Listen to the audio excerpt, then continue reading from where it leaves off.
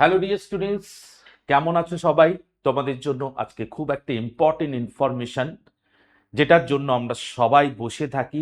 TET পরীক্ষা, হাজার হাজার ছেলে মেয়ে টেট পরীক্ষার জন্য কিন্তু প্রস্তুতি নিচ্ছ, এবং কিভাবে দেখবো আমরা বিষয়টাকে, মানে এই পরীক্ষাটার ডিটেলস, এলিজিবিলিটি কি, কবে পরীক্ষা হতে পারে, কি কি সিলেবাস, কারা কারা পরীক্ষায় বসতে পারবে, যাবতীয় কিছু তোমাদের কাছে আজকে তুলে ধরবো।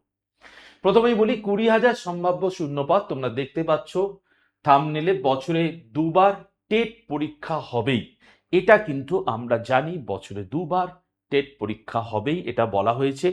ডিসেম্বরে যদি এই পরীক্ষাটা হয়, তবে বিজ্ঞপ্তি কবে? কেননা আমরা যদি বিজ্ঞপ্তি বেরোনোর অপেক্ষাতে থাকি, এই পরীক্ষাটা সম্পর্কে ডিটেলসে না জানি, তবে কিন্তু বাকিদের থেকে একটু পিছিয়ে পড়তে হবে। তোমাদের যাবতীয় তথ্য এই পরীক্ষা সংক্রান্ত আমি তুলে ধরবো আজকে। তোমরা ভিডিওটা দেখে জানতে পারবে যে টেট পরীক্ষার যাবতীয় ইনফরমেশন। চলো আমরা দেখে নিই। ফার্স্ট অফ অল দেখো, Paschimbanga primary TET, WP primary TET 2026। আজকের প্রসঙ্গ কি রাখছি আমরা? যোগ্যতা, বয়স, নতুন সিলেবাস এবং পরীক্ষার সম্পূর্ণ রূপরেখা। একটা পরীক্ষা বুঝতে গেলে, সেই পরীক্ষাটা সাফল্য পেতে গেলে তার ডিটেলসটা জানাটা খুব জরুরি, এবং সেটা জানার জন্য হয়তো হাজার হাজার ছেলেমেয়ে আগ্রহী থাকো, তাই না? দেখা যাক, 20,000 যদি সম্ভাব্য শূন্যপদ হয়, তবে কিন্তু আমি বলবো একটা হিউজ ভ্যাকেন্সি। ঠিক আছে, সেখানে তোমরা যদি প্রস্তুতি ঠিকঠাক নাও, সাফল্য আসবেই আসবে, এটা আমাদের বিশ্বাস। দেখো, সুপ্রিম কোর্টের নির্দেশিকা ও রাজ্য বাজেটের ভিত্তিতে প্রাইমারি শিক্ষক নিয়োগের বিস্তারিত তথ্য। ঠিক আছে, দেখে নিতে পারছো, একটা ছোট্ট নোট, কি একদম সহজ ভাষায় সম্পূর্ণ তোমাদের কাছে তুলে ধরার চেষ্টা করেছি আমি। চল, কি বলছে বর্তমান পরিস্থিতি ও শূন্যপদ। দেখো, মহামান্য সুপ্রিম কোর্টের নির্দেশ, 31শে আগস্ট 2028-এর মধ্যে সকল শিক্ষককে টেট পাস করতে হবে। এটা কিন্তু আমাদের সুপ্রিম কোর্টের নির্দেশিকা ছিল। বছরে দুবার করে টেট পরীক্ষা নেওয়া হবে, সুপ্রিম কোর্ট বলে দিয়েছে। বছরে দুবার করে কিন্তু টেট পরীক্ষা নেওয়া হবে। শূন্য পদের হিসেব কি? রাজ্য বাজেট অনুযায়ী দেখো, মোট ঘোষিত পদ 1,00,000।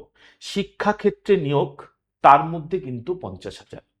ভালো করে বুঝবে, অলরেডি কিন্তু রাজ্য সরকার বলে দিয়েছেন, আমাদের মুখ্যমন্ত্রী শুভেন্দু অধিকারী কিন্তু বলে দিয়েছেন 1,00,000 তোমার পদ ঘোষণা আছে, ভ্যাকেন্সি রয়েছে। সেক্ষেত্রে কিন্তু শিক্ষাক্ষেত্রে নিয়োগ হবে 50,000, তার কিন্তু প্রায় 40%। খেয়াল করো, 20,000 পদ কিন্তু প্রাইমারি টিচারের শূন্য পদ। ঠিক আছে, আনুমানিক 20,000। তো এটা একটা হিউজ ভ্যাকেন্সি, তাই এটা কিন্তু তোমাদের জেনে রাখতে হবে। ঠিক আছে, কি বলছে, ফ্রেশার এবং ইন সার্ভিস টিচার সবাই একসাথেই কিন্তু পরীক্ষাটা দেবে। ঠিক আছে, সবাই একসঙ্গেই পরীক্ষাটা দেবে, মানে টেট পরীক্ষাটা দেবে সবাই একসঙ্গে। দেখো, শিক্ষাগত যোগ্যতা কি লাগবে? উচ্চ মাধ্যমিক 10+2 সমতুল্য পাস হতে হবে, অথবা উচ্চ মাধ্যমিক পাস হতে হবে। আচ্ছা, কি নাম্বার লাগবে? দেখো, 50% নাম্বার। 50% নাম্বার কি উচ্চ মাধ্যমিকে আছে? হ্যাঁ আছে। তাহলে তুমি পরীক্ষাতে বসতে পারবে। যদি তা না হয়, মানে 50% যদি না থাকে, সরাসরি দেখানো হয়েছে, তবে কিন্তু গ্র্যাজুয়েশনের স্নাতক পাস হতে হবে, মানে গ্র্যাজুয়েশন বা সমতুল্য স্নাতক পাস হতে হবে, এবং সেখানে কিন্তু 50% নম্বর নিয়ে পাস করতে হবে, তবে কিন্তু যোগ্যতা অর্জন করা যাবে। নিশ্চয়ই বুঝতে পারলে, এইচএসে 50% পেলে যোগ্যতা অর্জন করা যাবে। যদি এইচএসে 50% না থাকে, তবে গ্র্যাজুয়েশনে গিয়ে কিন্তু 50% নম্বর নিয়ে পাস করতে হবে, তবেই তুমি এই পরীক্ষায় বসার যোগ্য। ইম্পর্টেন্ট। ঠিক আছে, উচ্চ মাধ্যমিকে 50% না থাকলে গ্র্যাজুয়েশনের 50% নাম্বার গ্রহণযোগ্য হবে। এটা গেল ফার্স্ট ক্রাইটেরিয়া, আমরা দেখলাম আগের স্লাইডে।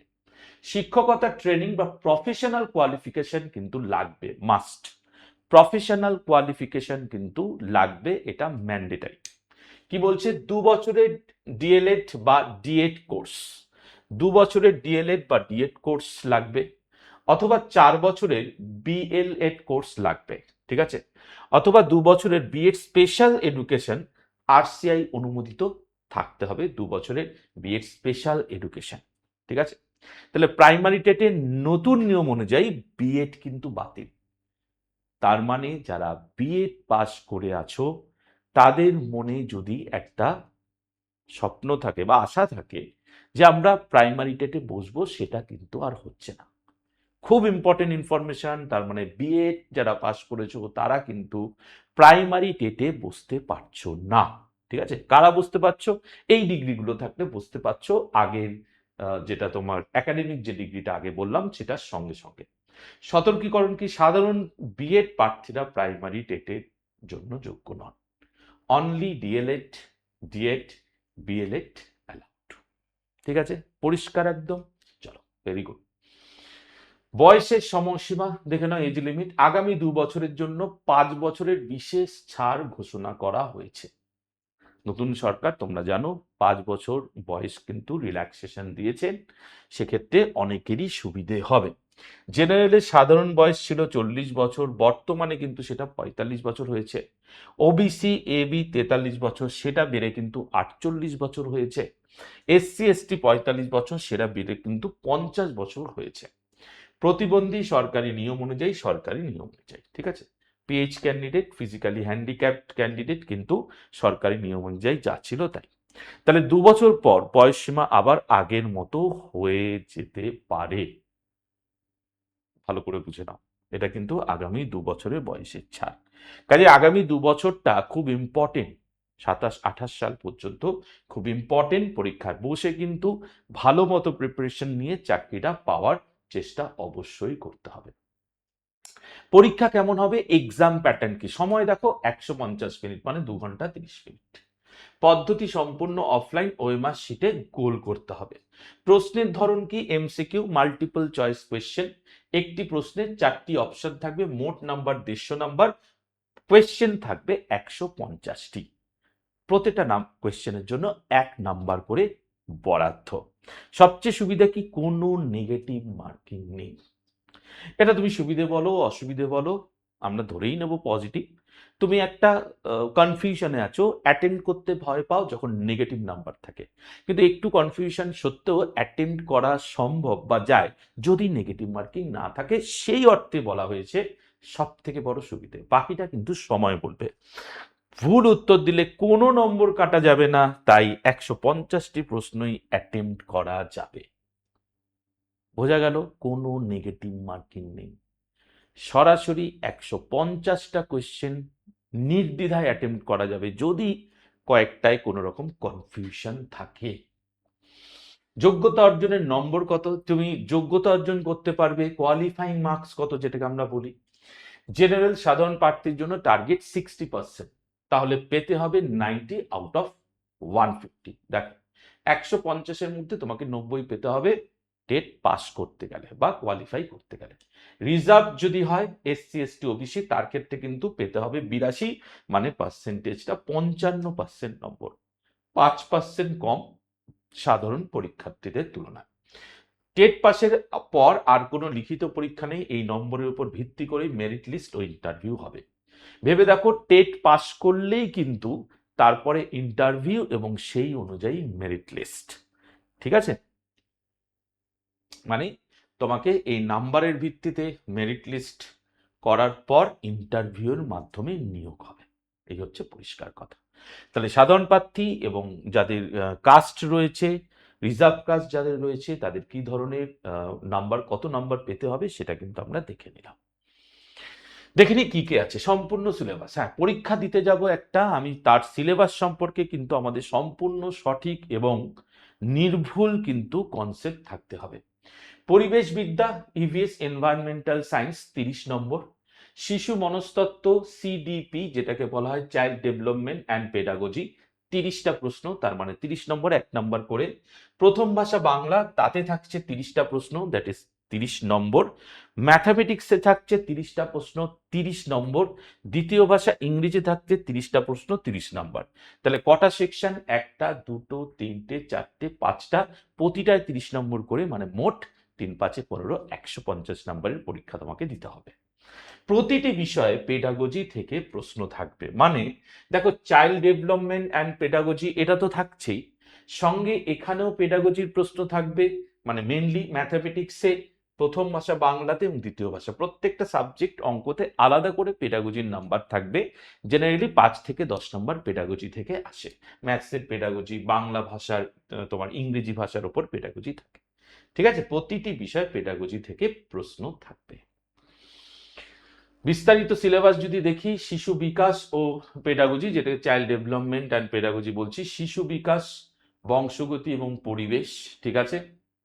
পিয়াজেট, কোহলবার্গ, ভাইগোটস্কির থিওরি থাকবে।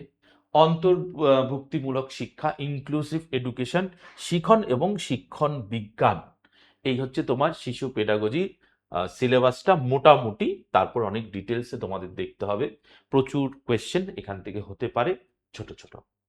দেখো ইভিএস কি, ইভিএস এর কারেন্ট অ্যাফেয়ার্স থেকেও বেসিক প্রশ্ন আসতে পারে। এনভায়রনমেন্টাল সায়েন্সের ওপর যে বর্তমান পরিস্থিতিতে পরিবেশের কি অবস্থা, পরিবেশের কি ধরনের বৈশিষ্ট্য রয়েছে বর্তমানে, সেখান থেকেও প্রশ্ন আসতে পারে। সেই জন্য এটাকে কারেন্ট অ্যাফেয়ার্স থেকেও বেসিক প্রশ্ন আসতে পারে। তো ইভিএস এর মূল সিলেবাসটা কি? পরিবার, বন্ধু, আশ্রয়, জল, বাতাস, এগুলো তো থাকবেই। বাস্তুতন্ত্র ও পরিবেশ দূষণ, বজ্র ব্যবস্থাপনা, ঠিক আছে, যাকে ওয়েস্ট ম্যানেজমেন্ট বলে, ভারতে ভূপ্রকৃতি পরিবেশ শিক্ষার পেডাগজি, এগুলোও কিন্তু আমাদের আসার সম্ভাবনা। ডিটেলস এনভায়রনমেন্টাল সায়েন্সের সিলেবাসটা আমরা বললাম। দেখে নাও সিলেবাস, বিস্তারিত ভাষা বাংলা ও ইংরেজি। কি কি থাকছে? বাংলা ফার্স্ট ল্যাঙ্গুয়েজ, যেটা বলছি তোমার অপঠিত গদ্যাংশ ও পদ্যাংশ, যেটাকে আমরা কম্প্রিহেনশন বলি। ব্যাকরণের মধ্যে সমাস, কারক, পদ পরিবর্তন, এক কথায় প্রকাশ থাকবেই। আরো মানে তোমার গ্রামাটিক্যাল পার্টে আরো কিছু জিনিস টুকটাক থাকতে পারে। এবং ভাষা শিক্ষার পেডাগজি, দুটি ভাষাতেই প্যাসেজ পড়ে উত্তর খোঁজার অভ্যাস অত্যন্ত জরুরি, এটা বলছি পরে। আনসিন প্যাসেজ, এই যে কম্প্রিহেনশন যেটাকে বলা হলো, বাংলা এবং ইংলিশ দুটোতেই থাকবে। গ্রামার কি কি? Tense, voice, narration, parts of speech এবং প্রিপোজিশনস, এগুলোও কিন্তু থাকছে। এবং ল্যাঙ্গুয়েজ পেডাগজি, ভাষা শিক্ষার পেডাগজি বাংলাতেও এবং তোমার ল্যাঙ্গুয়েজ পেডাগজি ইংলিশেও থাকছে। ছোট্ট নোট যেটা তোমাদের জন্য করা হয়েছে, কি বলছে? দুটি ভাষাতেই প্যাসেজ পড়ে উত্তর খোঁজার অভ্যাস অত্যন্ত জরুরি, মানে কম্প্রিহেনশন পার্টটা কিন্তু অত্যন্ত জরুরি। রেগুলার প্র্যাকটিসের মাধ্যমে জায়গাটা করতে হবে, কেননা এই পার্টটাও কিন্তু একটা স্কোরিং পার্ট যদি ঠিকঠাক পড়া যায়। ওকে, দেখে নাও ম্যাথামেটিক্সে কি আছে, গণিতে কি আছে, এটা যদি আমরা একটু বিশ্লেষণ করি। দেখো জ্যামিতি, জিওমেট্রির বেসিক পার্ট, নাম্বার সিস্টেম থেকে প্রচুর প্রশ্ন আসে। লাভ, ক্ষতি, সময়, দূরত্ব, গড়, অনুপাত, লসাগু, গসাগু, শতকরা, এগুলো কিন্তু থাকছে, এগুলো কিন্তু থাকছে। এছাড়াও একদম বেসিক চ্যাপ্টারগুলো এখানে বলা হয়েছে। এছাড়াও ধরো তোমার simple interest, compound interest, time and work, pipes and system, এগুলোও থাকবে। সঙ্গে গণিত শিক্ষার পেডাগজি, ম্যাথ পেডাগজিও থাকবে। ম্যাথ পেডাগজিতে মানে বিভিন্ন যে তোমার ম্যাথামেটিক্স সাবজেক্টের উপর পেডাগজি, পৌরাণিক যে বিষয়গুলো, ম্যাথসের উত্থান, ম্যাথস কিভাবে আমাদের জীবনে কতটা ইম্পর্টেন্স রাখে, ডিটেলসটা কিন্তু পেডাগজিতে পড়তে হয়, সেটা তোমরা, এবং অনেক ম্যাথামেটিশিয়ানের বিভিন্ন মতামত কিন্তু এখানে খুব ইম্পর্টেন্ট। কি বলছে? অঙ্কে ভয় পাওয়ার কিছু নেই, বেসিক লেভেলের অঙ্কই পরীক্ষায় আসে। এটা কিন্তু সব সময় আমরা বলতে পারছি না, বলা আছে এটাই নিয়ম, বাট নিয়মের অন্যথাও কিন্তু হয়। খুব ভালো ভালো অঙ্ক অনেক সময় টেটে পরীক্ষায় দিয়ে দেওয়া হয় কিছু, হ্যাঁ, কিছু সংখ্যক। কবে হতে পারে পরীক্ষা? টার্গেট টাইমলাইন কি বলছে? আগস্ট সেপ্টেম্বর ফর্ম ফিল আপের সম্ভাবনা, অক্টোবর তো আমাদের পুজোর সময়, সেক্ষেত্রে নভেম্বর ডিসেম্বর পরীক্ষার সম্ভাব্য সময় হতে পারে, কনফার্ম নয়, আমরা একটা টেন্টেটিভ ডেট ভাবছি। এই বছর পরীক্ষা হবেই, সুপ্রিম কোর্টের কড়া নির্দেশিকা, রাজ্যে নতুন শিক্ষানীতি এনইপি 2020 বাস্তবায়ন, প্রাইমারি স্কুলগুলোতে পর্যাপ্ত শিক্ষক শিক্ষিকার অভাব, এবং মেজর কারণ এটা, প্রচুর প্রাইমারি স্কুল কিন্তু শিক্ষকবিহীন হয়ে আছে। ছোট ছোট ছেলেমেয়েরা স্কুলে আসছে, মিড ডে মিল খাচ্ছে, চলে যাচ্ছে, টিচার কিন্তু নেই সাফিসিয়েন্ট, এটা কিন্তু খবর আছে বিভিন্ন দিক থেকে। তো আজ থেকেই প্রস্তুতি শুরু করো, ডিসেম্বরের জন্য নিজেকে প্রস্তুত রাখো, ঠিক আছে? প্রস্তুতি কিন্তু কাল থেকে নয়, কাল থেকে ভাববো না, আজ থেকেই ভাবো। যদি মনে হয় প্রাথমিক শিক্ষক হিসেবে নিজেকে দেখতে চাইছি আগামী কয়েক মাসের মধ্যে, তাহলে কিন্তু প্রস্তুতি চালিয়ে যেতে হবে শুরু থেকে এবং আজকে থেকে, ঠিক আছে? বিজ্ঞপ্তি বেরোনোর পর হাতে খুব কম সময় থাকে, তাই প্রস্তুতি শুরু করে দিতে হবে। পুরো জিনিসটা আমি ডিটেলসে তোমাদের কাছে তুলে ধরলাম। এইটুকু আমরা বুঝলাম যে পরীক্ষাটা বিরাট কঠিন তা কিন্তু নয়। কোয়ালিফাইং মার্কস পেতে হবে, সেখান থেকে মেরিট লিস্ট হবে, তারপর ইন্টারভিউ, তারপর কিন্তু নিয়োগ প্রক্রিয়া শেষের দিকে যাবে। ঠিক আছে? তো এখানে একটা কথাই বলার যে যদি আমার ডিএলএড ডিএড কোর্স করা থাকে, সেক্ষেত্রে আমি কেন অপেক্ষা করব? আর শুরু করে দেবো প্রস্তুতি এখন থেকেই। যদি হিসেব করো, এটা হচ্ছে জুলাই মাসের শুরু। July, August, September, October, November, December, মোটামুটি 5 থেকে 6 মাস হাতে। পুরো সিলেবাসটা নিহাত কম নয়। বিভিন্ন প্র্যাকটিস সেটের মাধ্যমে নিজেকে প্রস্তুত করা, এটাও খুব ইম্পর্টেন্ট, এটাও একটু সময় সাপেক্ষ। সেক্ষেত্রে সময় হাতে খুব বেশি নেই। চাকরিটা পেতে গেলে, এই ধরনের চাকরি স্বপ্নকে বাস্তবায়িত করতে গেলে প্রস্তুতি আর বেশি দেরি করা যাবে না। শুরু করে দাও। সবাইকে যে ইনফরমেশন দিলাম এটা মাথায় রাখো। অনেক অনেক শুভনা দেখা যাচ্ছে আমাদের অনেক অনেক ভ্যাকেন্সির জন্য কিন্তু এই পরীক্ষাটা আমি ইম্পর্টেন্ট বলবো। অনেক শুভকামনা, অনেক শুভেচ্ছা তোমাদের এই পরীক্ষার জন্য। ভালো থেকো সবাই, সাবধানে থেকো, টাটা।